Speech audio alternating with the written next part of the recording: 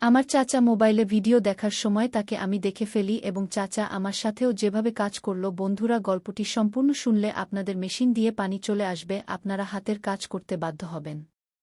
আর হাতের কাজ করার আগে অবশ্যই আপনারা হাতের কাছে টিস্যু রাখবেন এবং কানে হেডফোন লাগিয়ে নিবেন। হ্যালো বন্ধুরা, আজকের গল্পটি অত্যন্ত রোমান্টিক। গল্পের সম্পূর্ণ মজা নিতে শেষ পর্যন্ত থাকুন। ছোটবেলা থেকেই আমার ইংরেজি সিনেমা দেখার খুব শখ ছিল। এটি সেই দিনের কথা যখন চাচা কাজের সূত্রে আমাদের বাড়িতেই থাকতেন। তার তখনও বিয়ে হয়নি। এক রাতে আমি চাচাকে খাবার দিতে তার রুমে গিয়ে হতবাক হয়ে গেলাম। আমার চাচা অদ্ভুত শব্দ করছিলেন এবং একা প্রোগ্রাম করছিলেন। আমি একটু এগিয়ে ঝুঁকে দেখলাম সামনে মোবাইলে একটি সিনেমা চলছিল। চাচা তার কাজে এতটাই মগ্ন ছিলেন যে তিনি টেরও পেলেন না কেউ রুমে ঢুকেছে। আমি বেশ কিছুক্ষণ তাকে এসব করতে দেখলাম। কয়েক মিনিট কেটে গেল, চাচা হাঁপিয়ে উঠলেন। চাচার নজর আমার উপর পড়ার আগেই আমি খাবার টেবিলে রেখে আমার রুমে ফিরে এলাম। আমার অবস্থাও এখন বেশ খারাপ হয়ে গিয়েছিল। আমি যুবতী ছিলাম এবং বিয়ের যোগ্য হয়ে উঠেছিলাম। এসব দেখে আমি সহ্য করতে পারছিলাম না। আমি আমার মোবাইলে একটি সিনেমা ডাউনলোড করে দেখতে লাগলাম। সিনেমা দেখার সময় আমার মনে বারবার চাচাজি আসছিলেন। কি আশা করছিলাম চাচা আমার সাথে বসে এই রোমান্টিক সিনেমাটি দেখবেন। আমার অস্থিরতা বাড়তে লাগল। আমি উঠে দরজা বন্ধ করতে যখন ফিরে এলাম, তেমনি দেখে হতবাক হয়ে গেলাম, কারণ চাচা আমার পিছনে কখন থেকে দাঁড়িয়েছিলেন। আমার তো পা থেকে প্রাণ বেরিয়ে গিয়েছিল। আমি কিছু বলার আগেই চাচা আমার মুখে হাত দিয়ে দরজা বন্ধ করে দিলেন। চাচা আমার হাত ধরে তার পাশে বসালেন এবং আমার সাথে সিনেমা দেখতে লাগলেন। সিনেমা দেখার সময় চাচা ধীরে ধীরে তার হাত আমার পিঠে বুলাতে শুরু করলেন।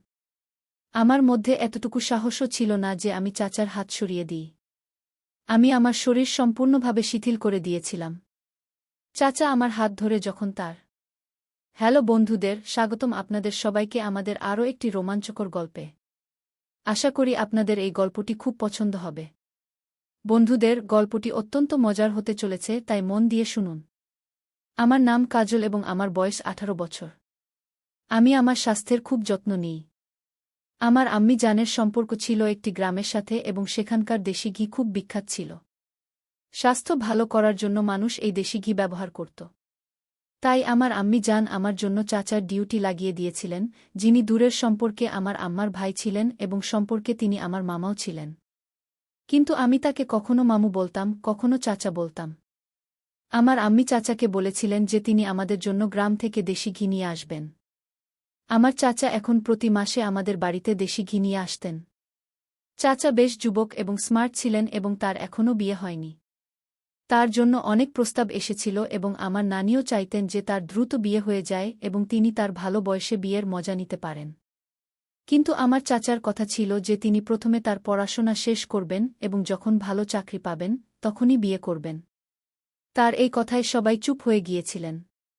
আমার চাচার সাথে আমার খুব ভালো সম্পর্ক ছিল। এর কারণ ছিল যে আমি আমার মা-বাবার একমাত্র সন্তান ছিলাম এবং ছোটবেলা থেকেই আমি আমার চাচার খুব কাছাকাছি ছিলাম। আমার চাচা আমাকে খুব ভালোবাসতেন। কিন্তু যত আমি বড় হচ্ছিলাম তত আমার আম্মি জান আমাকে বোঝানো শুরু করেছিলেন যে এখন আমাকে আমার চাচা থেকে দূরত্ব বজায় রাখতে হবে এবং একটি সীমার মধ্যে থেকেই তাকে দেখা উচিত। এই কথায় আমি একটু মন খারাপ করেছিলাম। কিন্তু আমার চাচা যখন 1 মাস পর আসতেন তখন আমি তার সাথে অনেক গল্প করতাম। স্কুলের পর আমি এখন কলেজে পৌঁছে গিয়েছিলাম। কলেজে আমার একটি বন্ধু হয়েছিল। সে খুব ধনী পরিবার থেকে ছিল। তার পড়াশোনার সাথে কোনো সম্পর্ক ছিল না। এই কারণে আমারও পড়াশোনায় আগ্রহ কমতে লাগল এবং আমি অন্যান্য কাজে বেশি মনোযোগ দিতে লাগলাম। কিন্তু কেউ এই বিষয়ে গুরুত্ব দেয়নি, কারণ আমি ম্যাট্রিক বেশ ভালো নম্বর দিয়ে পাস করেছিলাম। একদিন আমার সই আমাকে একটি ইউএসবি দিল, যাতে সে অনেক সিনেমা ডাউনলোড করে রেখেছিল। আমি দ্রুত বাড়ি পৌঁছে রাত হওয়ার অপেক্ষা করতে লাগলাম। আমি এই কাজ রাতেই করতাম যাতে কেউ দেখতে না পায়। আমাদের বাড়ির উপরের রুমে একটি টিভি ছিল। রাত হলে ইউএসবি লাগিয়ে বসে যেতাম এবং একাই সেই সিনেমাগুলো দেখতাম। আর যদি কেউ উপরের অংশে থাকত তবুও আমি সহজেই সিনেমা দেখে নিতাম। একদিন সে ইউএসবি দিতে গিয়ে আমাকে বলল, আজ আমি তোমাকে এমন একটি সিনেমা দিচ্ছি যা তুমি আজ পর্যন্ত কখনো দেখনি। এই সিনেমা দেখে তোমাকে অনেক শান্তি মিলবে। আমি ইউএসবি নিয়ে নিলাম এবং অপেক্ষা করতে লাগলাম কখন রাত হবে এবং আমি সেই সিনেমাটি দেখব। কিন্তু রাতের আমি আর অপেক্ষা করতে পারলাম না এবং দিনের বেলাতেই উপরের অংশে গিয়ে ইউএসবি টিভিতে লাগিয়ে দিলাম। কিন্তু হঠাৎ আমি জানতে পারলাম যে আমার চাচা এসেছেন। আমি তার আসার খবরে এতটাই খুশি হলাম যে ইউএসবি ভুলে গিয়ে আমি তার সাথে দেখা করতে নিচে চলে এলাম। আমার চাচার পড়াশোনা শেষ হয়ে গিয়েছিল, তাই তিনি চাকরির খোঁজে আমাদের বাড়িতে থাকতে এসেছিলেন। আমি সারাদিন চাচার সাথে গল্প করলাম। রাতে আম্মি জান চাচাকে বললেন, তুমি উপরের ঘরে ঘুমাও। আমার চাচা উপরের অংশে চলে গেলেন, যেখানে টিভি লাগানো ছিল। আমার তখনই মনে পড়ল যে ইউএসবি সেই টিভির ভিতরে আছে। কিন্তু এখন আর কিছু করা সম্ভব ছিল না, কারণ চাচা তো ঘরের ভিতরে চলে গেছেন। কিন্তু যখন আমি রাতে তাকে খাবার দিতে গেলাম, তখন আমি বেশ অবাক হলাম, কারণ আমার চাচা অদ্ভুত অদ্ভুত শব্দ করছিলেন। আমি কিছুটা সন্দিহান হলাম এবং ভাবলাম, কেননা আমি তাকে জানালা দিয়ে দেখি যে সে আসলে কি করছে। আমি হালকা করে জানালা খুললাম, কিন্তু সামনের দৃশ্য দেখে আমার হুঁশ উড়ে গেল। কারণ সেখানে একটি নয়, বরং দুটি অদ্ভুত জিনিস ছিল। প্রথমত, সেখানে একটি চলচ্চিত্র চলছিল। এটি সেই একই চলচ্চিত্র যা আমার বন্ধু আমাকে দিয়েছিল, এবং এটি বেশ অশালীন একটি চলচ্চিত্র ছিল। দ্বিতীয়ত, আমার চাচা চলচ্চিত্র দেখার পাশাপাশি অদ্ভুত আচরণ করছিলেন। আমি এসব দেখে বেশ অস্থির হয়ে পড়লাম।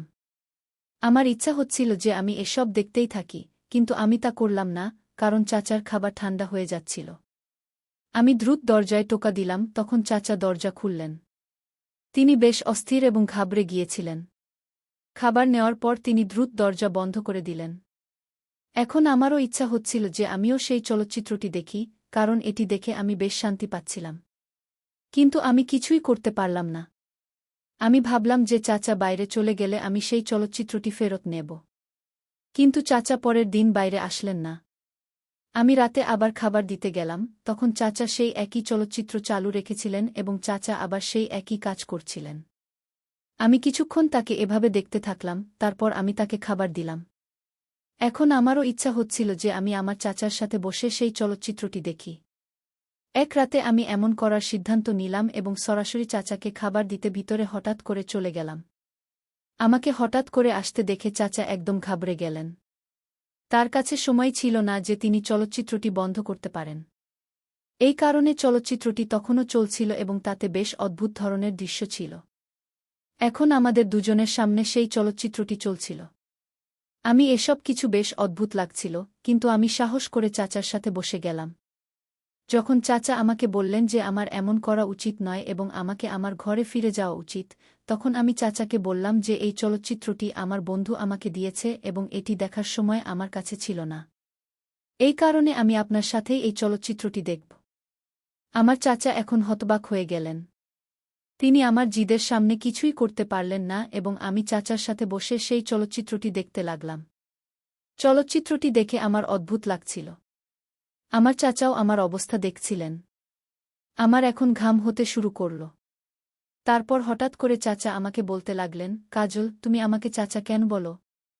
আমি তো তোমার সম্পর্কে মামু হই। আমি বললাম, আমি আপনাকে মামু বলতে ভালো লাগে না, তাই চাচা বলি। কিন্তু চাচা বললেন যে তিনি চান যে আমি তাকে মামু জান বলে ডাকি। আমি বললাম, ঠিক আছে মামু জান, আজ থেকে আমি আপনাকে মামু জান বলেই ডাকব। জান হঠাৎ করে একটি হাত আমার কাঁধে রাখলেন। তার এমন করায় আমার খুব অদ্ভুত শান্তি লাগছিল। আমি কিছুক্ষণ পর মামু জান থেকে দূরে সরে গেলাম এবং ফিরে যেতে লাগলাম, তখন মামু জান বললেন, আমার কাছে এর চেয়ে ভালো চলচ্চিত্র আছে, আমরা তা কাল দেখব। তারপর আমি ফিরে এলাম। এখন সারারাত আমি অস্থির হয়ে রইলাম। আমার ঘুম আসছিল না। আমার মনে হচ্ছিল যে আমার সাথে কিছু হচ্ছে। পরের রাতে যখন সবাই ঘুমিয়ে পড়েছিল, তখন আমি মামুর ঘরে চলে গেলাম এবং আমরা দুজনে সেই চলচ্চিত্রটি দেখলাম। চলচ্চিত্র দেখার সময় মামু আবার সেই একই আচরণ করতে লাগলেন, যাতে আমার বেশ শান্তি লাগছিল। কিছুক্ষণ পর তিনি আমার আরও কাছে চলে এলেন এবং তারপর তিনি আমাকে শান্তি দিতে চেষ্টা করতে লাগলেন। আমি তাকে মানাও করলাম, কিন্তু তিনি বললেন যে কিছুই হবে না, নিশ্চিন্ত হও। তাই আমি তাকে অস্বীকার করলাম না। আমি এবং মামু জান যা চেয়েছিলাম তা আমাদের দুজনের সম্মতিতেই হয়েছিল। কিছুক্ষণ পর আমার বেশ ব্যথা হতে শুরু করল, কিন্তু তারপরও আমার বেশ শান্তি লাগছিল এবং আমার মনে হচ্ছিল যে আমি আকাশে উড়ছি। মামু জান আমার সাথে চলচ্চিত্রের সেই দৃশ্যটি করেছিলেন। তিনি এই কাজটি বেশ দক্ষতার সাথে করছিলেন। সেদিন আমি রাতে বেশ দেরি করে আমার রুমে এসেছিলাম এবং খুব ক্লান্ত ছিলাম, কিছুক্ষণ পরেই ঘুমিয়ে পড়লাম। মামুর চাকরি বেশ ভালো জায়গায় লেগে গিয়েছিল, এই কারণে তাকে এখন আমাদের কাছেই থাকতে হচ্ছিল। এর সুবিধা ছিল যে আমরা এখন এগুলো নিয়মিত করতাম, এবং এর ফলে আমার শরীরে বেশ কিছু পরিবর্তন আসছিল। আম্মি আমাকে দেখেই বললেন, দেখো কাজল, বয়সের আগে এই সব পরিবর্তন ভালো লাগে না। তাই তুমি তোমার এই সব কাজ বন্ধ করো এবং মামুর সাথে বেশি লেগে থাকো না। কি তার কথায় আমি খুবই বিব্রত বোধ করলাম, কি করব বুঝতে পারছিলাম না। কিন্তু এখন আমি এই কাজের প্রতি অভ্যস্ত হয়ে পড়েছিলাম, এটি ছাড়া থাকতে পারতাম না। প্রতিদিন আমার বান্ধবীর বাড়ি যেতাম এবং ইউএসবিতে নতুন নতুন মুভি নিয়ে আসতাম। আমার মামু আমার জন্য অপেক্ষা করতেন। একদিন তো সীমা ছাড়িয়ে গেল যখন হঠাৎ আমার স্বাস্থ্য খুব খারাপ হয়ে গেল। আম্মি আমাকে দেখেই বললেন, তুমি এমন কি করেছ যে এত জ্বর এসেছে? কিন্তু তখন আমার ভয়ের অবস্থা। আমি মামুকে বলতেই তিনি আমাকে বললেন, তুমি চিন্তা করো না, আমি তোমাকে এমন একটি ওষুধ দেব যাতে তোমার স্বাস্থ্য একদম ঠিক হয়ে যাবে গু। পরের দিন রাতে মামু আমার রুমে এসে আমাকে ওষুধ দিলেন, এবং আমি খুব খুশি হলাম কারণ বুঝতে পারলাম এখন আমি যা ইচ্ছা করতে পারব, আমার কিছু হবে না। তাই আমি আবার মামুর কাছে যেতে লাগলাম, এবং আমরা দুজনে একসাথে মুভি দেখতাম। একদিন মামু বললেন, দেখো কাজল, যদি তোমার আম্মি জানতে পারেন, তাহলে তিনি তোমাকে এবং আমাকে কখনই ক্ষমা করবেন না। তাই আমাদের এই সব বন্ধ করে দেওয়া উচিত কি? কিন্তু আমি তাকে বললাম, দেখুন গু মামু, যতদিন না আপনার বিয়ে হচ্ছে ততদিন আমি আপনার সাথেই থাকব। দয়া করে আমাকে দূরে ঠেলে দেবেন না। কি এভাবে তিনিও বাধ্য হলেন। কিন্তু একদিন হঠাৎ আম্মি একটি মেয়ের কথা বললেন এবং বললেন, এই মেয়েটি আমি তোমার মামুর জন্য দেখেছি গু। আমি মেয়েটির ছবি দেখে হতবাক হয়ে গেলাম, সে আমার চেয়েও বেশি সুন্দর এবং স্মার্ট ছিল। তার ফিগার খুবই আকর্ষণীয় ছিল, যা তার সৌন্দর্যকে আরও বাড়িয়ে দিচ্ছিল। তাকে দেখে আমার প্রচণ্ড ঈর্ষা হচ্ছিল। মামু বুঝতে পারছিলেন যে মেয়েটি আমার একদমই পছন্দ হচ্ছে না। কিন্তু আমি মামুকে বললাম, এই মেয়েটি খুব ভালো, আপনি তাড়াতাড়ি এর সাথে বিয়ে করে ফেলুন। তিনি বললেন, দেখো, যদি এই মেয়েটি আমার জীবনে আসে তাহলে আমি তোমাকে সেই সময় দিতে পারব না। তখন সেই সময় শুধু তারই হবে গু। আমি মামুকে বললাম, ঠিক আছে, আপনি বিয়ে করে ফেলুন, বাকি আমি নিজেই দেখে নেব খু, কারণ আমি জানতাম আমাকে কি করতে হবে। এভাবে মামুর বিয়ে পাকা হয়ে গেল, এবং এখন সেই মেয়েটি আমাদের বাড়িতে আসাও শুরু করল। সে ছিল খুব ফ্যাশন সচেতন, আমি তার ফ্যাশন দেখে হতবাক হয়ে যেতাম। আমার তো এত ফ্যাশন জানা নেই। একদিন সে খুব সিল্কি এবং টাইট পোশাক পরেছিল, এবং মামু তাকে খুব গভীরভাবে দেখছিলেন। এটা দেখে আমার প্রচণ্ড রাগ হল। হঠাৎ মামু তাকে তার রুমে নিয়ে গেলেন। এটা দেখে আমি আরও হতবাক হলাম, ভেতরে কি হতে চলেছে বুঝতে পারছিলাম না। কিন্তু আমি ভেতরে উকি দিয়ে দেখতেই আমার হুঁশ উড়ে গেল। মামু তো বিয়ের আগেই সেই সব করছিলেন যা একসময় আমার সাথে করতেন। কিন্তু আমি কি করতে পারতাম? মেয়েটি অদ্ভুত শব্দ করছিল, যার ফলে মামু আরও বেশি উত্তেজিত হয়ে পড়ছিলেন। আমি অনেক চেষ্টা করলাম মামুকে দূরে রাখতে, কিন্তু এখন তা একদমই সম্ভব হচ্ছিল না। মেয়েটি এখন নিয়মিত আসত, এবং আমি জানতাম মামু তার সাথে কি করছেন। একদিন মামু আমাকে মন খারাপ অবস্থায় দেখে বললেন, দেখো কাজল, এখন তোমারও কোনো ছেলে খুঁজে নেওয়া উচিত কি? কিন্তু আমি বললাম, আমার কোনো ছেলে চাই না, এবং আপনাকে আমার জন্য চিন্তা করার দরকার নেই। আপনি আপনার হবু স্ত্রীর দিকে নজর দিন, আমার কথা ভাবা বন্ধ করুন। মামু বুঝে গিয়েছিলেন যে আমি সব জানি। তিনি আমার কাছে ক্ষমা চাইলেন এবং বললেন, কাজল, যদি তুমি বলো, আমি তার সাথে বিয়ে করব না। মামুর কথা শুনে আমি হতবাক হয়ে গেলাম, তিনি আমার জন্য এত বড় কুরবানি দিতে প্রস্তুত। কিন্তু আমি জানতাম এটা হবে না, একদিন না একদিন মামুকে তো বিয়ে করতেই হবে। যাই হোক, আমি মেয়েটির সাথে বন্ধুত্বও করে ফেলেছিলাম, এবং এখন আমরা দুজনে মিলে কথা বলতাম।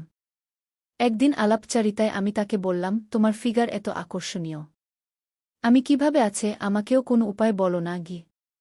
তারপর সে আমাকে কিছু বিশেষ ব্যায়াম করতে বলল এবং একটি ক্রিম লিখে দিল। বলল, এই ক্রিমটি তোমার শরীরে প্রতিদিন রাতে লাগাতে হবে গু। যেমন যেমন সেই মেয়েটি আমাকে বলেছিল, আমি তেমনি করলাম, এবং এভাবে আমার সৌন্দর্যও বৃদ্ধি ঘটল এবং আমিও যুবতী ও সুন্দর দেখাতে শুরু করলাম। একদিন আম্মি জান আমাকে ডাকতে লাগলেন, বললেন, তুমি কি ধরনের হটকারিতা করছ? বয়সের চেয়ে বড় দেখানোর শখ চেপে গেছে তোমার? তুমি তো মেয়েই থাকো ঘ। আমি আম্মি জানকে বললাম, দেখুন, এটা তো মেয়েদের গহনা, এটা ছাড়া মেয়ে সুন্দর হয় না গি। আমার এই কথা শুনে আম্মি জানও পিছিয়ে গেলেন। এভাবে তার বলা আমল করার পর আমি আরও বেশি হাসিন ও সুন্দর দেখাতে শুরু করলাম, এবং এখন তো মামু জানও আমাকে আরও বেশি দেখতে লাগলেন। কিন্তু আমি সিদ্ধান্ত নিয়ে ফেলেছিলাম যে আমি এখন আর কখনো তাদের আমার কাছে আসতে দেব না এবং তাদের এভাবেই জ্বালাব। জানের সেই মেয়েটির সাথে বিয়ে হওয়ার কথা ছিল। দিন দ্রুত কেটে যাচ্ছিল, কিন্তু বিয়ের রাতে হঠাৎই সেই মেয়েটির তবিয়ত খুব খারাপ হয়ে গেল। এই ব্যাপারে মামু জান খুবই উদাস হয়ে গেলেন এবং বললেন, আমি ভাবতেও পারিনি যে বিয়ের রাতে আমার সাথে এসব ঘটবে গু। আমি ভেতর থেকে খুব খুশি হচ্ছিলাম, কিন্তু বাইরে থেকে মামু জানের দুঃখকষ্টে শরিক ছিলাম। কিছুদিন পর সেই মেয়েটি সুস্থ হয়ে গেল, তখন মামু জান তার সাথে হানিমুনে যেতে লাগলেন। হঠাৎই সেই মেয়েটি বলল, দেখো কাজল, তুমিও আমাদের সাথে হানিমুনে চলো গু। আমি তার এই কথা শুনে হতবাক হয়ে গেলাম। আমি বললাম, না, হানিমুন তো কাপলদের জন্য, আমি সেখানে শেষমেশ কি করব? আমাকে কাবাবের হাড় হতে হবে না গি। কিন্তু আমার মামুর বউ বলল, দেখো কাজল, তুমি আমাদের সাথে থাকবে, তুমি আমাদের ছবি তুলবে। আমাদের ছবি কে তুলবে? মামু জানও বললেন, হ্যাঁ হ্যাঁ, এটা ঠিক, তুমিও আমাদের সাথে চলো গু। এভাবে আমি তাদের সাথে যেতে রাজি হয়ে গেলাম। আম্মি জান আমাকে অনেক মানা করেছিলেন এবং অনেক বুঝিয়েছিলেন, দেখো কাজল, তুমি সেখানে যেও না গি। কিন্তু আমি কি করতাম? আমি বাধ্য হয়ে সেখানে যেতে রাজি হলাম। উপরন্তু আমার মনেও ছিল যে আমি তাদের দুজনকে নজরে রাখব। এভাবে আমিও তাদের সাথে হানিমুনে চলে গেলাম। কিন্তু মামু জানের কাছে এত টাকা ছিল না যে তিনি 2টি রুম বুক করবেন, তাই তিনি একটি রুম বুক করলেন। এভাবে আমরা 3জন একটি রুমেই থাকতে শুরু করলাম। রাতে যখন আমি ক্লান্ত হয়ে ঘুমিয়ে পড়লাম, হঠাৎই আমার কানে আওয়াজ আসতে লাগল। আমি যেমনই চোখ খুললাম, সামনের দৃশ্য দেখে আমার হুঁশ উড়ে গেল, কারণ মামু জান ও মামি দুজনেই পরস্পরের সাথে প্রেমময় মুহূর্ত কাটাচ্ছিলেন। আমার চোখে বিশ্বাস হচ্ছিল না যে আমি এখনও এসব দেখছি। কিছুক্ষণ পরেই আমার মামি ঘুমিয়ে পড়লেন। অল্প কিছুক্ষণ পর মামু জান আমাকে তার কাছে ডাকলেন। আমি তার ইচ্ছা বুঝে গিয়েছিলাম, কিন্তু আমার মন ভেতর থেকে খুব ভয় পাচ্ছিল যে এখন কি হতে চলেছে। কিন্তু আমি এই সুযোগও হারাতে চাইনি, তাই তার কাছে চলে গেলাম। তিনি আমাকে তার পাশে বসালেন এবং আরাম করে বললেন, দেখো কাজল, তোমার মামির ঘুম খুব গভীর, সে এত সহজে উঠবে না, তাই তুমি নিশ্চিন্ত থাকো। আমরা যাই করি, তোমার মামির একদমই খবর থাকবে না গে। আমি বললাম, আমি এ ব্যাপারে একদমই নিশ্চিত নই যে মামির চোখ খুলবে না গে। তিনি বললেন, দেখো কাজল, তোমার মামি একদমই জাগবে না গে। আমি বললাম, যদি তাই হয়, তাহলে এমন কিছু করো যাতে মামি জানের জাগার সম্ভাবনা কম হয় গি। মামু জান বললেন, তুমি চিন্তা করো না, তোমার মামিকে আমি কিছুক্ষণ আগে দুধে একটি গোলা দিয়ে খাইয়ে দিয়েছি, এখন সে সারারাত আরামে ঘুমাবে গু। মামু জানের কথা শুনে এখন আমিও নিশ্চিন্ত হয়ে গেলাম এবং মামু জান খুব সতর্কতার সাথে প্রেমময় মুহূর্ত আমার সাথে কাটাতে লাগলেন। এই ভেবে আমি আরও বেশি হতবাক হয়ে গেলাম যে বিয়ের পর তিনি আমার সাথে এসব করবেন। কিন্তু আমার খুব ভালো লাগছিল, যদিও আমার নজর মামির দিকে ছিল যে সে যেন না জেগে ওঠে। কিন্তু মামি তবুও জাগেনি। কিছুক্ষণ পর আমি খুব ক্লান্ত হয়ে পড়লাম। আমি মামু জানকে বললাম, আপনি জিতেছেন, আমি হারলাম, এবার থামুন, আর পারব না গি। কিন্তু মামু জান বললেন, দেখো, আমি অনেক অপেক্ষা করেছি, আমি তোমাকে খুব মিস করি। তোমার মামির মধ্যে সেই গুণ নেই যা তোমার মধ্যে আছে গি। তারপর মামু জান আমাকে জিজ্ঞাসা করলেন, হঠাৎই তোমার মধ্যে এত পরিবর্তন কিভাবে হলো? মামু আমাকে দেখেই এসব বলছিলেন, তার চোখ আমার দিকেই ছিল। আমি বুঝে গিয়েছিলাম যে তিনি কি ইঙ্গিত করছেন। আমি মামুকে চোখ টিপে বললাম, এটা তো আপনার বিয়েই আমাকে বলেছে। সে আমাকে যা করতে বলা হতো, আমি তাই করতাম। রাত অর্ধেক হয়ে গিয়েছিল, আমি ক্লান্ত হয়ে ঘুমিয়ে পড়লাম। পরের সকালে মামি খুব খুশি ছিলেন, তারপর তিনি গোসল করতে চলে গেলেন। আমি জানতাম আমাকেও গোসল করতে হবে, কিন্তু মামি বললেন, এত ঠান্ডা, তুমি কেন গোসল করছো? আমি তাদের এই কথা শুনে নীরব হয়ে গেলাম।